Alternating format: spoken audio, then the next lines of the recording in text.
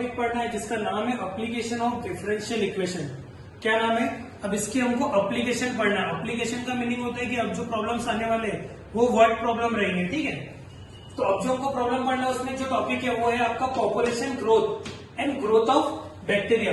Population growth का meaning क्या होता है आप लोगों को पता होगा। जैसे कि कोई भी व्यक्ति क्या करता है, शादी करता है, तो शादी करने के बाद क्या होता है, कुछ दिनों बाद उनको बच्चे होते हैं, ठीक है। वो बच्चों से फिर और उनके भी बच्चे होते हैं। तो ऐसे ऐसे क्या होता है कि अपने पॉपुलेशन में क्या होता है, इंक्रीमेंट होता है। इंक्रीमेंट कब होता है ये आपको बहुत अच्छे से समझने की जरूरत है। जैसे जैसे टाइम बढ़ते जाता है वैसे वैसे हमारी पॉपुलेशन भी क्या हो रही है, बढ़ रही है। ग्रोथ ऑफ बैक्टीरिया, दूसरा प्रॉब्लम आपको देखना है कि जो बैक्टीरिया की ग्रोथ रहती है, जैसे बैक्टीरिया पहले इन्फेक्शन कम होता है फिर ज्यादा होता है, ऐसे ऐसे क्या होता है, बढ़ते जाता है। ये इसके प्रॉब्लम आएंगे। दूसरा radio active decay, half life period. ये आपके क्या होता है, ये केमिस्ट्री का पोर्शन है रेडियो एक्टिव डीके का। ये मैं आपको एक्सप्लेन करता हूँ क्या होता है। न्यूटन्स लॉ ऑफ कूलिंग, ये फिजिक्स का टॉपिक है। सरफेस एरिया, ये भी फिजिक्स का टॉपिक है। जब मैं इसके प्रॉब्लम लूंगा तो आपको समझाते जाता हूँ।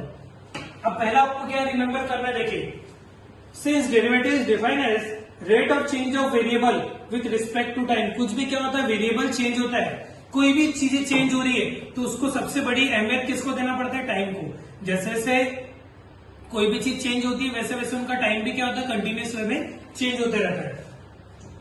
It can be used as a differential in some physical problem to estimate the value of the variable. पहले आपको देखना पॉपुलेशन ग्रोथ। अब पॉपुलेशन ग्रोथ में क्या होता है, देखिए, if the population P of a particular place increases at time t, then the rate of change of p is generally proportional to population of that time। अब क्या होता है ना कि जब भी कहीं की क्या बढ़ रही है, पॉपुलेशन बढ़ रही है,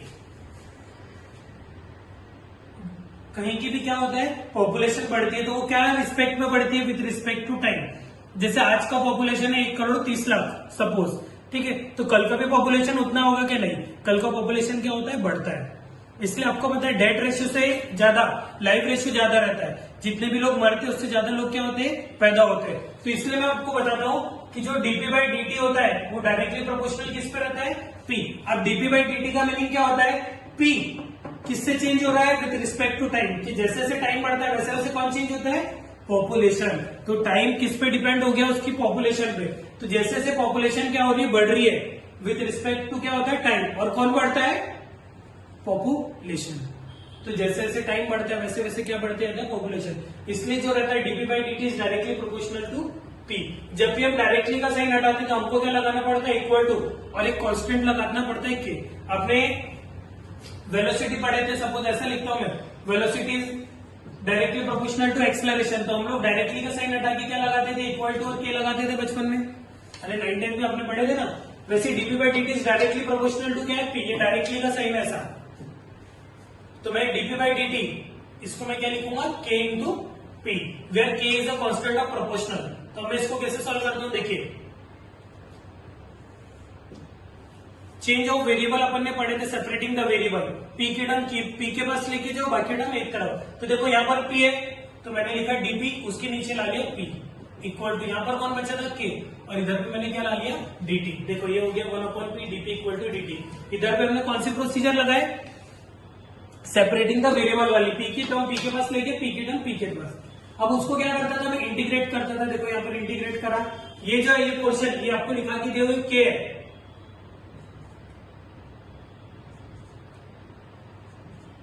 ठीक है। अब मैं क्या करता हूँ, इसको इंटीग्रेट करा, ये वाली टर्म को कर दिया 1/p। जिस प्रकार 1/x log x होता है वैसे 1/p क्या होगा, log p। के बाहर आ गया, इंटीग्रेशन ऑफ dt क्या होता है, t प्लस c। जब भी मैं क्या करता हूँ, log टू एक्सपोनेंशियल जाता हूँ, याद होगा आपको, देखो ये टर्म आ गई log p equal to kt plus c। जब मैं log टू एक्सपोनेंशियल जाता तो हो जाता है e to the power kt plus c। ये टर्म को मैं ऐसे लिखता हूँ, एक बार इसको फर्स्ट टर्म के साथ लिखता हूँ, एक बार सेकेंड टर्म को, पर e to the power c भी क्या होता है, c। तो यहाँ पर जो आपके टर्म लिखा हूं, p इक्वल टू आपका हो गया c e to the power kt।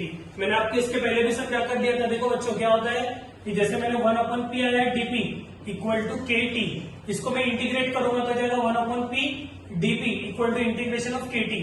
तो इंटीग्रेशन ऑफ 1/p क्या होता है, log p। ये k बाहर हो जाता है, इंटीग्रेशन ऑफ t क्या होता है, सॉरी ये dt है। तो इंटीग्रेशन ऑफ के बाहर आ गया, इंटीग्रेशन ऑफ dt क्या होता है, t plus c। log to exponential जाता तो e टू द पावर हो जाता है kt प्लस सी, तो p इक्वल टू होता है e to the power kt into e to the power c, पर e to the power c का भी मीनिंग क्या होता है c। ये पहला आपको मैंने बता दिया हूँ, ठीक है। यहां तक का पढ़ो, मैं दूसरा वीडियो आपको भेजता हूँ। अब जो सेकेंड टॉपिक है वो है ग्रोथ ऑफ बैक्टीरिया। अब बैक्टीरिया की ग्रोथ कैसे होती है, जैसे पॉपुलेशन की ग्रोथ होती है, जैसे क्या होता है कि जैसे जैसे टाइम निकलता है वैसे वैसे पॉपुलेशन भी बढ़ती है, तो बैक्टीरिया में भी वैसे होता है कि जैसे जैसे बैक्टीरिया बढ़ता है तो टाइम भी क्या होता है, जैसे टाइम बढ़ता है उस तरीके का क्या होता है बैक्टीरिया में बढ़ते जाता है। Using the same argument as in one, जो अपन ने पॉपुलेशन इन ग्रोथ में पढ़े थे, population of bacteria p can be estimated at time t by p equal to c to the power kt। जो हमने पॉपुलेशन ग्रोथ में पढ़े थे वो भी यहीं पर लिखा हुआ है। अब रेडियोएक्टिव डीके क्या होता है, और radioactive decay substance like radium, caesium, platinum etcetera disintegrate with time t, it means that mass of substance decreases. अब ये जो सब्सटेंस दिए हुए यहाँ पर रेडियम, सीसम, प्लेटिनम, ये टाइम के हिसाब से कम होते हैं, बढ़ते नहीं, पॉपुलेशन बढ़ती है। पर इसमें क्या होता है रेडियोएक्टिव डीके में जो भी सब्सटेंस रहते हैं वो क्या होता है, जैसे मैं आइस ले लेता हूँ, तो मैंने आइस का एक बड़ा बॉक्स लेने सपोज इतना लेकर आया, अब मैं आधे घंटे बाद देखता हूँ तो इसका क्या होता है छोटा सा टुकड़ा बनता है, ठीक है। तो जैसे जैसे टाइम बढ़ते जाता है वैसे वैसे क्या होते जाता है, ये जो सब्सटेंस रहते हैं वो क्या होते हैं कम होते जाते हैं। तो जो चीज डिसइंटीग्रेट यानी कम होती है तो उसमें लगाना पड़ता है हमको माइनस, क्या लगाना पड़ता है माइनस। ये भी मैंने आपको बता दिया हो, ये मिटा के आप इसको पूरा करके दिखाता हूँ आपको। जैसे हमने क्या कर लिए, if x is the amount of substance at time t, then अब मैं किसकी बात कर रहा हूं, dx by dt is directly proportional किस पे बच्चों, x पर है। इसके बाद मैंने पॉपुलेशन वाले को p लिया था, पर ये वाले सब्सटेंस को मैं क्या लेता हूँ, x लेता हूँ। तो जो भी सब्सटेंस क्या होता है बढ़ता है कम होता है, उसको क्या लगता है टाइम लगता है, टाइम किस पे डायरेक्टली प्रोपोर्शनल है उसके सब्सटेंस पे। जब मैं क्या कर रहा हूँ डायरेक्टली का साइन हटाता हूँ तो मेरे को वहां पे लगाना पड़ता है equal to constant, equal to constant k। पर यहाँ पर क्या हो रहा है डिसइंटीग्रेट यानी कम हो रहा है, तो कम हो रहा है तो मेरे को यहाँ पे लगा दूंगा मैं माइनस। समझ में आया, जो भी चीज बढ़ती है तो वहां पे लगता है प्लस, जो भी चीज कम होती है तो वहां पर क्या लगता है माइनस। देखो यहाँ पर माइनस कर दिया, negative sign indicates reduction in x। फिर मैं क्या करूंगा सेपरेटिंग द वेरिएबल, देखो dx है उसके नीचे x चला गया equal to minus k dt। फिर इसको करूंगा मैं इंटीग्रेट, तो integration of dx upon x equal to minus के बाहर ले लो इंटीग्रेशन ऑफ dt, तो इंटीग्रेशन ऑफ 1 अपॉन x क्या होता है log x, इसको लिखूंगा log x, अरे माइनस k और ये क्या होगा t प्लस c। फिर तो log टू एक्सपोनेंशियल ले जाऊंगा तो x equal to e to the power minus kt plus c, तो जगह x equal to e to the power minus kt into e to the power c। पर e to the power c को भी मैं क्या मानूंगा बच्चों, इसको भी मैं क्या मानूंगा c, तो x equal to e to the power minus kt into c। देखो यहां तक आ गया, ठीक है।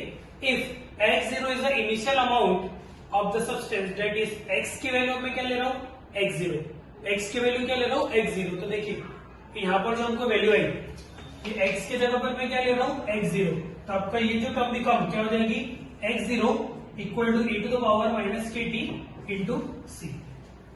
देखो आगे यहाँ पर अब मैं क्या ले रहा हूँ टाइम को भी क्या ले रहा हूँ जीरो मान रहा हूँ, ये आ गया। अब टाइम को भी क्या ले रहा हूँ मैं जीरो, यहाँ पर t को भी क्या ले रहा हूँ मैं आपको अलग अलग कर रहा हूँ, यहाँ पर एक साथ करके बताया गया। तो अब देखो x0 equal to e to the power minus k into zero into C, तो e to the power k into zero zero, तो e to the power zero into C, तो e to the power zero कितना होता है, अरे e to the power zero कितना होता है 1, तो x0 इक्वल टू क्या हो जाएगा c, तो x0 की वैल्यू कितनी होगी यहाँ पर c, देखो c इक्वल टू क्या हो गया x0। अब ये जो c की वैल्यू है ये फिर से मैं क्या करूंगा यहाँ पर लाकर पुट कर दूंगा, तो problem become x equal to e to the power minus kt into x0, ये हो गया आपका फाइनल आंसर। फिर से बता देता हूँ आपको क्या करा मैंने, देखो dx by dt directly proportional to x था, माइनस kx लिखा, सेपरेटिंग द वेरिएबल करा, अलग अलग करके इंटीग्रेट करा, log x equal to minus kt plus c। अब log टू एक्सपोनेंशियल हो गया e to the power minus kt plus c, एक बार इसके साथ एक बार इसके साथ, पर e to the power c क्या होता है c। अब मैं क्या कर रहा हूँ x को x0 मान रहा हूँ, t को 0 मान रहा हूँ, यहाँ पर वैल्यू पुट करता है x0 इक्वल टू c हुआ, ये c की वैल्यू मैं यहाँ पर पुट कर दूंगा, वो हो जाएगा आपका आंसर। Thank you.